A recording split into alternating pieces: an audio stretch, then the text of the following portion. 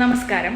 ശരിക്കും ഞാനൊരു മീഡിയയിൽ നിന്നെല്ലാം വിട്ടുന്ന ഒരു ഡിജിറ്റൽ ബ്രേക്ക്, ഒരു 2 months ഡിജിറ്റൽ ബ്രേക്കിലാണ്.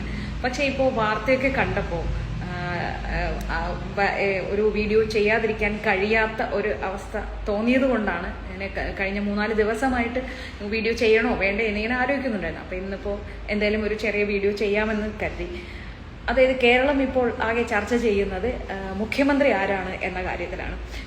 ഈ യു ഡി എഫിലെ ഒരു നേതാവും വിശ്വസിച്ചില്ല 100-ൽ പരം സീറ്റുകൾ യു ഡി എഫിന് കിട്ടും എന്ന്. പക്ഷേ ആ സമയത്ത് 100 പറഞ്ഞ ഒരു നേതാവ്, അതാണ് വി ഡി സതീശൻ. പിന്നെ കെ.സി. വേണുഗോപാൽ എന്ന് പറയുന്നത് കോൺഗ്രസിന്റെ വളരെ മുതിർന്ന നേതാവാണ്. ശരിയാണ്, അദ്ദേഹത്തിന്റെ രാജ്യമൊട്ടാകെ എല്ലാ സംസ്ഥാനങ്ങളിലും അദ്ദേഹം നടത്തുന്ന പ്രവർത്തനങ്ങളും കോൺഗ്രസിന്റെ മുന്നേറ്റവും എല്ലാം നമ്മൾ കണ്ടത് തന്നെയാണ്. ഇപ്പോൾ ഫേസ്ബുക്കിൽ ഒരാൾ കുറിച്ചത് കണ്ടു, കുടുംബത്തെ പോലും വിട്ട് കോൺഗ്രസിന് വേണ്ടി പ്രവർത്തിക്കുന്ന അദ്ദേഹത്തെ കുറിച്ചൊക്കെ. എനിക്കത് കണ്ടപ്പോൾ ഒരു നമ്മുടെ പഞ്ചാബി ഹൗസിലാണെന്ന് തോന്നുന്നു, ഹരിശ്രീ അശോകനും ദിലീപും കൂടെ പോകുമ്പോൾ അവരെ ആർക്കാ നന്നായി ഷൂ തുടയ്ക്കാൻ അറിയാവുന്നത്, അപ്പോൾ എനിക്കറിയാം എന്ന് പറയുമ്പോൾ എന്നാ നീ തന്നെ അത് ചെയ്താൽ മതി, അല്ല അറിയാത്ത ആള് ചെയ്യട്ടെ എന്ന് പറയുമ്പോൾ നല്ല ഡ്രസ്സ് ആരാ വാഷ് ചെയ്യുന്നത്, അത് എന്നാൽ അത് വില കൂടിയതാണ്, അറിയുന്ന ആൾ തന്നെ ചെയ്തു എന്ന് പറയും പോലെ ഈ സംഘടനാ ചുമതലയല്ലേ, സംഘടനയെ നന്നായി കൊണ്ടുവരൂ. മറ്റ് സംസ്ഥാനങ്ങളിലെല്ലാം അദ്ദേഹം സംഘടനാ ചുമതലയുള്ള ആ മേഖലയിൽ വളരെ മികച്ച പ്രകടനം കാഴ്ചവെക്കുന്ന നേതാവല്ലേ. അദ്ദേഹത്തിന് വെറുതെ ഈ കൊച്ചു കേരളത്തിലെ ഒരു മുഖ്യമന്ത്രി സ്ഥാനത്തിൽ ഒതുക്കാതെ കെ.സി. വേണുഗോപാലിനെ ഇന്ത്യ മുഴുവൻ കോൺഗ്രസിന് വേണ്ടി പ്രവർത്തിക്കാൻ തുറന്നു വിടുക എന്നതാണ് എൻ്റെ ഒരു അഭിപ്രായം. പക്ഷെ വേറൊരു കാര്യം കൂടി, ഈ കേരളത്തിലെ ജനങ്ങൾ കോൺഗ്രസിന് വോട്ട് ചെയ്യുമ്പോൾ ഭരണവിരുദ്ധ വികാരമാണോ പിണറായി വിരുദ്ധ വികാരമാണോ എന്നത് ഒരു ചോദ്യം. ആ ചോദ്യത്തിന് ജനങ്ങൾ കൊടുത്ത മറുപടിയാണ് കോൺഗ്രസ് അഥവാ UDF. അപ്പോൾ ആ കോൺഗ്രസിനും UDFിന് ജനങ്ങൾ വോട്ട് ചെയ്യുമ്പോൾ ജനങ്ങളുടെ മനസ്സിൽ മുഖ്യമന്ത്രിയായി വരുന്നത് ഒന്നുകിൽ വി ഡി സതീശൻ അല്ലെങ്കിൽ രമേശ് ചെന്നിത്തല. ഇവര് രണ്ടുപേരും കഴിഞ്ഞ ഈ 10 വർഷമായി കേരളത്തിൽ ശക്തമായ പ്രതിപക്ഷമായി പ്രവർത്തിച്ചവരാണ് രമേശ് ചെന്നിത്തലയും വി ഡി സതീശനും.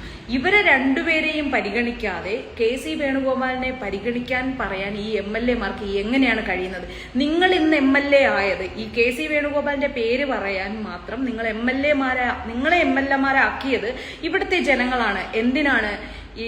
ഈ സംസ്ഥാനത്ത് പ്രവർത്തിച്ച വി ഡി സതീശനെയോ രമേശ് ചെന്നിത്തലയോ മുഖ്യമന്ത്രിയാക്കണം എന്ന ആഗ്രഹത്തോടു കൂടി LDF ഭരണത്തിൽ മനസ്സ് വെറുത്ത ജനങ്ങൾ നിങ്ങളെ MLA-മാരാക്കി വിട്ടത് മുകളിൽ നിന്ന് കെ.സിയെ കൊണ്ടുവരാനല്ല. അതിന്റെ അർത്ഥം കെ.സി. വേണുഗോപാലിനെ ഇവിടെയുള്ള ജനങ്ങൾ കോൺഗ്രസ് നേതാവായി അംഗീകരിക്കുന്നില്ല എന്നോ കെ.സിയോട് വിരോധമുണ്ടെന്നോ വെറുപ്പുണ്ടെന്നോ അല്ല അതിന്റെ അർത്ഥം. പകരം ഇവിടുത്തെ ജനങ്ങൾ ആഗ്രഹിച്ചത് എന്താണ് അതാണ് നിങ്ങൾ ചെയ്തു കൊടുക്കേണ്ടത്. അതിനാണ് നിങ്ങൾ ഇവിടുത്തെ ജനങ്ങളെ MLA-മാരാക്കിയത്, അല്ലാതെ നിങ്ങളുടെ രാഷ്ട്രീയ ഗൂഢാലോചനയ്ക്ക് വേണ്ടിയിട്ടുള്ളതല്ല. ഇപ്പോൾ പറയുന്നത് പോലെ ഇങ്ങനെ ഒരു ചർച്ച വരുന്നതും MLA-മാർക്ക് അഭിപ്രായം രേഖപ്പെടുത്തി മുഖ്യമന്ത്രിയെ തെരഞ്ഞെടുക്കാൻ കഴിയുന്നതുമെല്ലാം ഈ കോൺഗ്രസിലെ ജനാധിപത്യ സ്വഭാവം തന്നെയാണ്, സമ്മതിച്ചു. പക്ഷേ അതിൽ നിങ്ങൾ ജനങ്ങളെ മറന്നുകൊണ്ടല്ല തീരുമാനം എടുക്കേണ്ടത്. ഈ MLA-മാരെല്ലാവരും എന്ത് ന്യായത്തിന്റെ പുറത്താണ്? ഇപ്പൊ ആദ്യം തന്നെ ഹൈക്കമാൻഡ് തീരുമാനിച്ചത് MP-മാർ മത്സരിക്കണ്ട എന്നാണ്. ആ തീരുമാനത്തിനെ മാറ്റി പറയാൻ ഇനി ഹൈക്കമാൻഡ് തയ്യാറാവോ? MP ആയ ഒരാളെ ഈ ജനത്തിന്റെ ഹിതം അറിഞ്ഞ്, പക്ഷെ നേരത്തെ ഇങ്ങനെ ഒരു കെ.സി. വേണുഗോപാലിനെ മുഖ്യമന്ത്രിയാക്കാൻ സാധ്യതയുണ്ട് എന്നൊരു സാധനം ഇലക്ഷന് മുന്നേ പ്രചരിച്ചിരുന്നു എങ്കിൽ ഒരിക്കലും ഇത്രയധികം ഒരു വിജയം ഈ കേരളത്തിൽ UDF-നുണ്ടാകുമായിരുന്നു എന്ന് കൂടി നിങ്ങളൊന്ന് ആലോചിച്ച് നോക്കേണ്ടതാണ്. ആ ഒരു ആലോചനയിൽ നിന്ന് മാത്രമേ നിങ്ങൾ ഇങ്ങനെ ഒരു തീരുമാനം എടുക്കേണ്ട കാര്യമുള്ളൂ. അപ്പോൾ ജനങ്ങൾ എന്താണ് ആഗ്രഹിക്കുന്നത് അതാണ് നിങ്ങൾ MLA-മാർ ചെയ്തു കൊടുക്കേണ്ടത്, അല്ലാതെ നിങ്ങളുടെ സ്വാർത്ഥ താല്പര്യങ്ങൾക്ക് വേണ്ടിയിട്ട് മുഖ്യമന്ത്രി ആരാണെന്ന് തീരുമാനിക്കേണ്ട കാര്യമില്ല. Thank you.